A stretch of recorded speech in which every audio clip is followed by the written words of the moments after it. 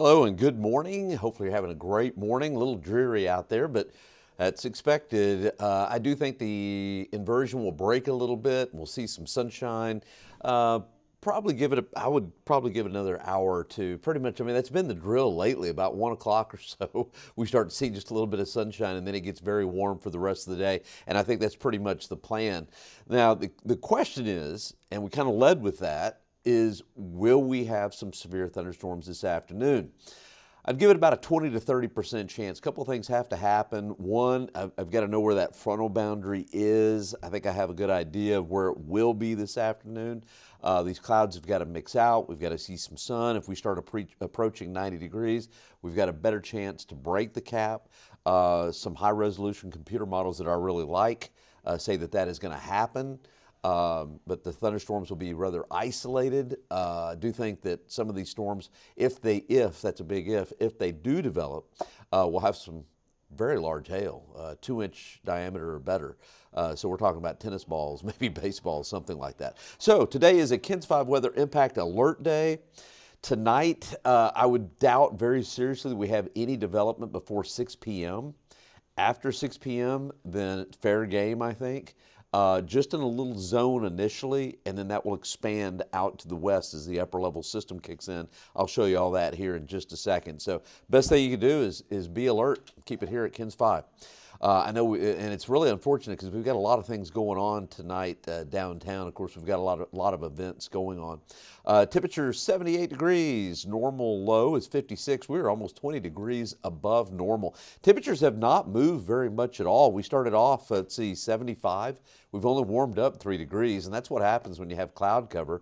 But I was expecting a temperature near 80 at noon. I think we're right on track for that, and I think we're right on track for these clouds to break up. If you're new to town and you're watching right now, record lows this time of the year. It can get cold here in South Central Texas this time of the year, even though we're in April. Record low was 33, set back in 1987, and the record high 93. I think we'll be in the upper 80s. We'll be fairly close to the record. By the way, that's a long record. Look at that, from 1893. All right, today is a KENS 5 weather impact alert day because of the threat for severe thunderstorms. And again, I think it'd be rather doubtful that anything developed before 6. But after 6, 20% chance of severe storms. I might even say 20 to 30% chance. I think the chance of 1 or 2 storms developing is increasing. The problem is knowing exactly where that is going to be. I think I've got a very good idea, though. Okay, let's take a look at the temperatures outside right now. Temperature is 78 degrees. Fredericksburg 74, Kerrville 79. I'm not exactly sure what happened to my little wind arrows on this, but there we go. All right, so right now I would say that the frontal boundary is north of Austin, between Fredericksburg and Kerrville, and we've got an area of low pressure that's developed close to Del Rio. So we've got a northerly flow at Del Rio. I mean, look at the temperature. Cold front's already pushed through Del Rio at 65, but the front kind of runs from Del Rio to Kerrville to just north of Austin. And I think it will continue to sag on down to the south. That area of low pressure will likely increase a little bit. And so things are coming together rather nicely for some severe thunderstorms. There won't be many from around 6 p.m. to 9, but there may be a few isolated, and they'll be doozies, I think. So current temperature is 78. Look at George West, where there's been some sunshine. Temperature there is 88. Catula's coming in at around 84. Hey, before I go any further, let's see. Well, I might as well. The question is from Patricia, mainly tonight. Yes, mainly tonight. After 6, between 6 and 9, you'd have to be at the wrong place at the wrong time, but you don't want to be in that place. After, let's say, 9 or 10 o'clock, then the chances definitely increase, and there still is a chance for severe storms. They'll be elevated, and what I mean by that, they won't be surface-based, but still can produce some pretty large hail. I'll get to that in just a second, Patricia. And David Bellis, yeah, I got time here. I think this is a joke. David always gives us jokes, right? Oxygen is proven to be a toxic gas. Anyone who inhales oxygen will normally die within 80 years. Love it. That's right. Oxygen is proven to be a toxic gas. It would die within pretty close to 80 years. You're right about that. Thank you, David. Appreciate that. Okay, I drew this frontal boundary a little earlier this morning, and it's close, but it looks, I mean, boy, not to pat myself on the back, but it's a pretty good job. I mean, it's pretty close. It's not moving a whole lot, but I think it will sag on down towards the south a little bit. All right. Did you see the temperature difference, by the way? Up there in Dallas, Fort Worth right now, it is 57. It's 65 in Del Rio, 51 in Midland, and 84 in Corpus Christi and Houston. This is a really strong frontal boundary, and we're going to feel it by tomorrow. Okay. Upper level disturbance is approaching from the west, going to cause some lift. The problem has been that the cap has been very strong. And I can tell you right now, if these clouds don't break, then we don't have to worry about severe thunderstorms initially until the main system kicks on in. But I think they will break. I think we'll hit about 90, and bam, we'll see some showers and storms. By the way, if you're traveling to the Panhandle, Lubbock, Amarillo, looks like snow, maybe even as far south. I doubt Midland, Odessa, but that's quite a bit of snow for this time of the year, and into Oklahoma we'll have some snow. Okay, let's get to the nitty gritty here.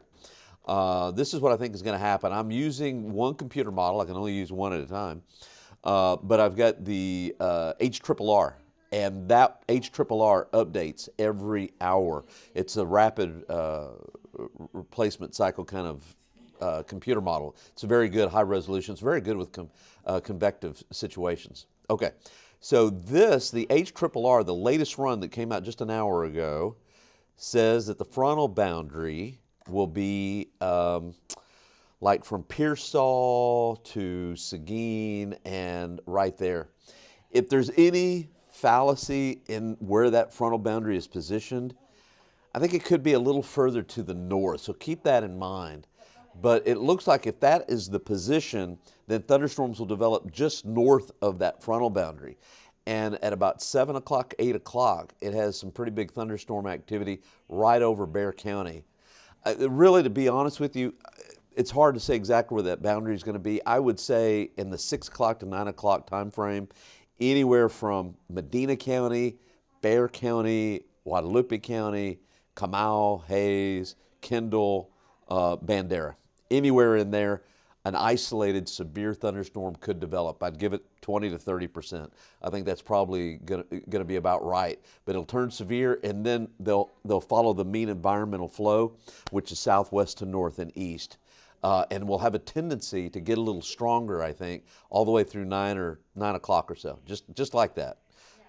Now, I can't tell you if it's going to be right there and right there, but anywhere in that zone is pretty much fair game for an isolated thunderstorm with very large hail and even some very strong winds as well. Then, after, let's say, about 9 p.m. to 10, then we'll have more development out to the west as the main upper level system kicks in, and these thunderstorms will have some hail, maybe not as large as baseballs, but more like quarters, maybe even a little larger, and that'll last till about 4 o'clock in the morning. But most of the storms may just kind of stay off to the north and northwest of San Antonio until they kind of move in the morning. And I think by 6 a.m., 7 a.m., they'll probably be worked over and will be cooler and probably won't be as severe or not severe at all. So that's the thing to watch. That's the way it looks to me. All right, and then it turns cooler behind that. Matter of fact, tomorrow, I think high temperatures will only be in the 70s, like 73, 74, somewhere around there.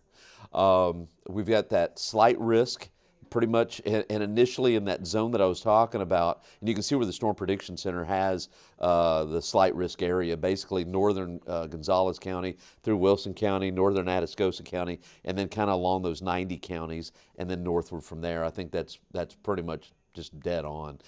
By the way, if you know anybody that lives in the Arklatex, let's say up around Quitman, Marshall, Texas, and towards Texarkana and into Arkansas, boy, those thunderstorms are going to be real intense there. Okay, looks like we've got a couple of questions here, and I can't get to a lot of these, but I'll try to get to some. How about SeaWorld area?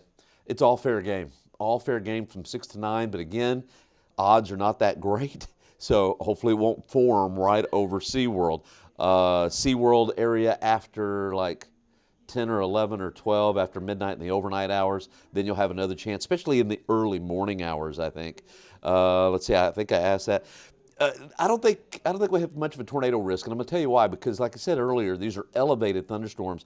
For tornado risk, they have to be rooted at the base, closer to the ground, to take advantage of everything that's going on in the atmosphere. These are elevated storms, but not to say that they can't produce some large hail. I think that's going to be the big threat with some gusty winds. Let's see, how many inches of rain?